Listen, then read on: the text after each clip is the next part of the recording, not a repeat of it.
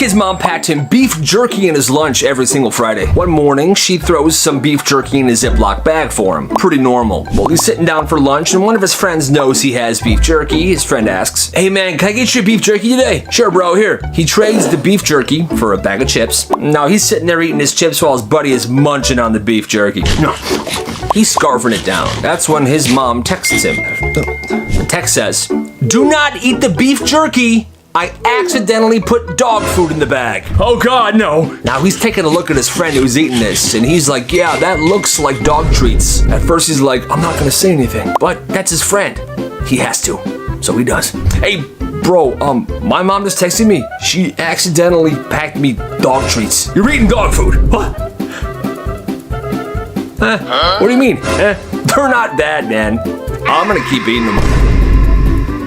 All right, bro. Kid just keeps eating the dog food. He liked him so much, he even asked this kid to have his mom pack him the same stuff for the next Friday. That kid is nuts. This kid slammed the classroom door so hard, it cracked. The school called his parents and made them pay $400 to buy a new door. The kid wasn't happy. "You know what? I'm not happy." But him and his family handed over the money. Then weeks go by, then a month. That same cracked door was still attached to the classroom. That's what they used every day. One afternoon, he asked the janitor, "Weren't they gonna replace this door with the money I paid them?" Janitor said, "Oh, I think that money went towards something else." Oh, that ticked him off. The next day, the kid came to school with a drill. His dad's drill. He walked straight up to that damaged door, unscrewed the hinges, picked up the entire thing, and he began walking towards the parking lot. A teacher came running over. What are you doing?" "Listen, I paid for this door. I gave you guys $400. You said you were gonna get a new one. If you're not getting a new one, I'm taking my door." The principal made him put it back. Then the school installed the replacement door the same week. That's honestly hilarious. There was a family who kept the same gallon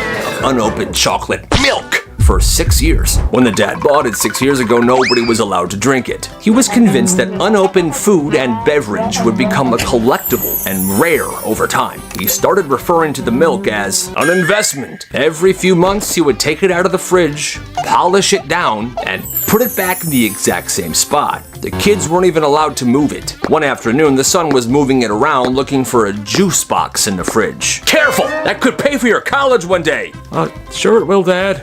Sure it will. He's insane. They all thought their dad was insane, but the dad kept researching old food online, on eBay, and kept showing the family. "See, look, this unopened bag of chips sold for $2 grand last year." "Yeah, Dad, that's chips. You're saving milk." Eventually, he bought a tiny refrigerator just to keep this gallon of milk in, and he put a lock on it. The family begged him to throw it away every single day, but he wouldn't. By the end of year 6, this gallon of milk was getting swollen.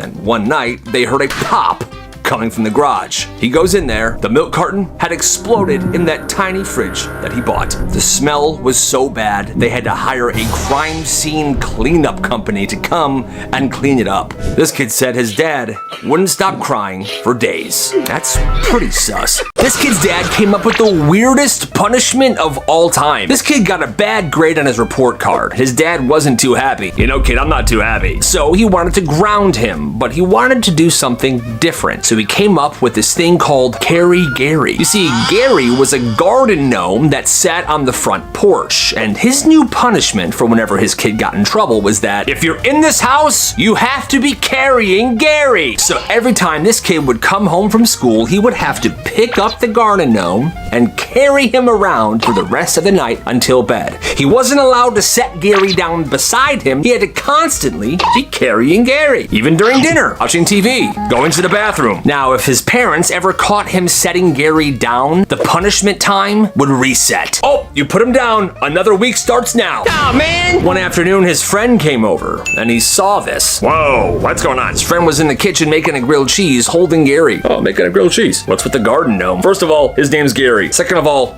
don't ask." The longest time the punishment lasted was 3 weeks. And it's funny, because it's not really a punishment. He's still allowed to do stuff at the house. He just had to carry that dang gnome. That's hilarious. This kid had a problem growing up. His little brother was the problem, because every single time something got broken, or something disappeared, or there was a huge mess, "It was him! I didn't do it!" What? Then it didn't matter what the situation was. The mom would always yell at the older brother. "Mom, I didn't do it!" "I don't care. Shut up.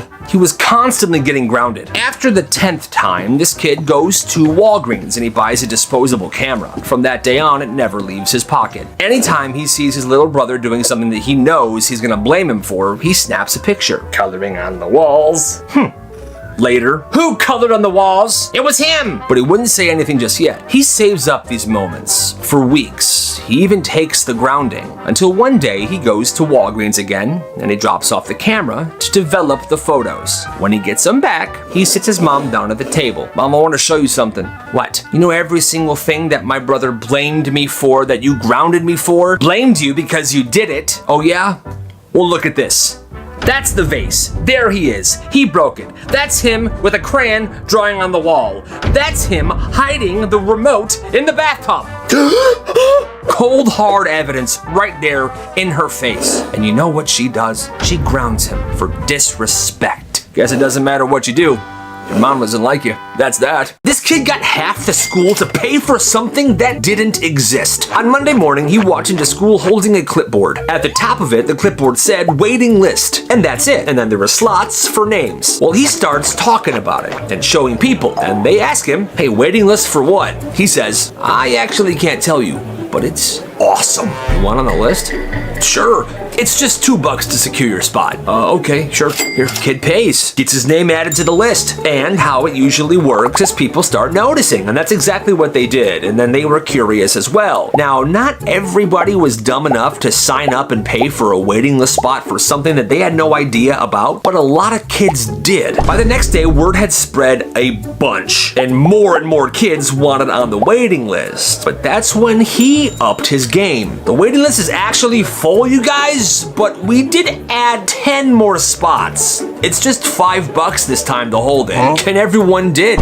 People signed up for this thing. Teachers start asking and the parents started hearing about this. A teacher asked him, hey, so what exactly is the waiting list for? Don't worry about it. It's exclusive. After about 3 weeks of doing this and making a lot of money, somebody cornered him. It was the school janitor. Hey kid, what's going on here? I demand an answer onto what this is. He just smiles and says, there isn't one. This is a waiting list to nothing. Oh, I also spent all the money. So, what are you gonna do about it? The janitor gets the principal suspends him. But he never had to pay the money back, so I guess that's a win. But he is a scammer, so it's bad to scam people, right? This kid treated getting to lunch like it was the Olympics. The second the lunch bell rang, he was gone. He'd speed walk through the halls, weave around teachers, and sprint down the stairs because he wanted to be the first kid in line. His friends could never keep up. One afternoon, he came flying down the main staircase, taking 3 steps at a time like a pro. Well, he was moving too fast that the last few steps,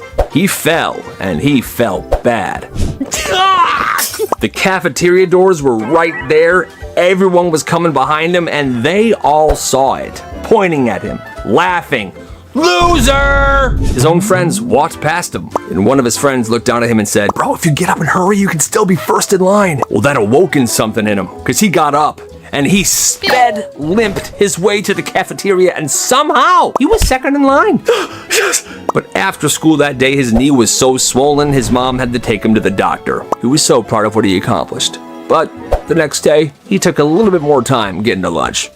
This kid convinced an entire middle school that these mechanical pencils were collectibles. It started because his dad worked at an office supply company. So one day, this kid shows up to school with a box of mechanical pencils, and each mechanical pencil in this box was the exact same. He labeled each of these mechanical pencils in fine point Sharpie like this. 1 of 25, then the next one, 2 of 25, then the third one, 3 of 25, and so on. Each mechanical pencil looked the same, they just had a different number out of 25. He called this first batch Series 1, and one day he managed to sell all 25 of these pencils before lunch. Hey, my buddy said he got a pencil from you. You got any more? No, that's it. There's only 25. Wait till Series 2. So there, he's creating like demand. Limited supply. The next week, he starts Series 2, a box of 25 pencils, but this time a different pencil. Again, he sells out. 1 week, he released only 10, and students went crazy for him because there was less, and nobody used use these pencils because they didn't want to ruin their value. People were trying to trade things and spend money to complete an entire set, but